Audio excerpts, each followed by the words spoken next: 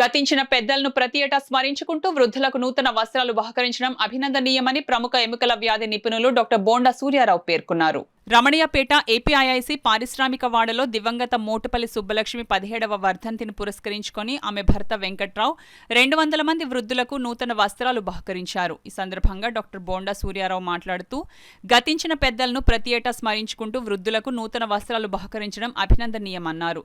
ప్రముఖ న్యాయవాది పెండెం శ్రీదేవి మాట్లాడుతూ దివంగతురాలైన భాగస్వామిని స్మరించుకుంటూ ప్రతి ఏటా పేద మహిళలకు నూతన వస్త్రాలు అందజేయడం వలన ఆమె ఆత్మకు శాంతి కలుగుతుందని అన్నారు. ఈ కార్యక్రమంలో మాజీ సర్పంచ్ అడబాల రత్నప్రసాద్, బీజేపీ నాయకులు సుబ్బారావు, ఎస్ శ్రీ నగేష్, చింతపల్లి సుబ్బారావు, పి పార్థసారథి, రాజా, కుటుంబ సభ్యులు పాల్గొన్నారు.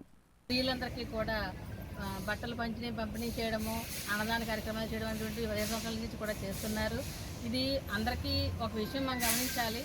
ఎందుకంటే వారిద్దరు ఎంత గొప్పగా అన్యోన్యంగా దాంపత్య జీవితాన్ని గడిపి ఉంటారో దాన్ని మర్చిపోలేక ఆవిడ చనిపోయిన 15 సంవత్సరాల నుంచి కూడా ఆవిడ స్మృతి చిహ్నంగా వారి భర్త గారు, కుటుంబ సభ్యులు కూడా ఆవిడ మన్నం చేసుకుంటూ ఆవిడ తరపున అందరికీ కూడా సేవా కార్యక్రమాలు చేస్తున్నారు. అంటే వారిని, వారి కుటుంబ సభ్యులందరినీ కూడా మనం చాలా సదా అభినందనీయం చేయాలి.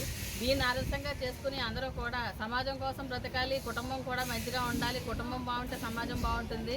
ఈ రెండింటినీ అర్థం చేసుకుని అందరూ కూడా వారిని ఆదర్శంగా తీసుకుని సమాజానికి ఉపయోగపడేలాగా అందరూ కూడా ఉండాలని చెప్పేసి మనస్ఫూర్తిగా కోరుకుంటూ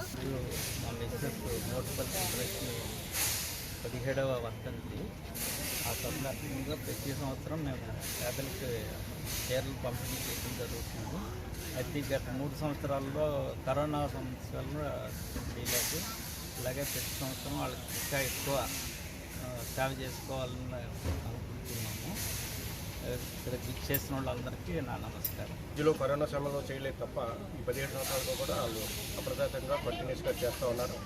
వారు చేస్తున్న సేవ మరి సమాజానికి స్ఫూర్తి.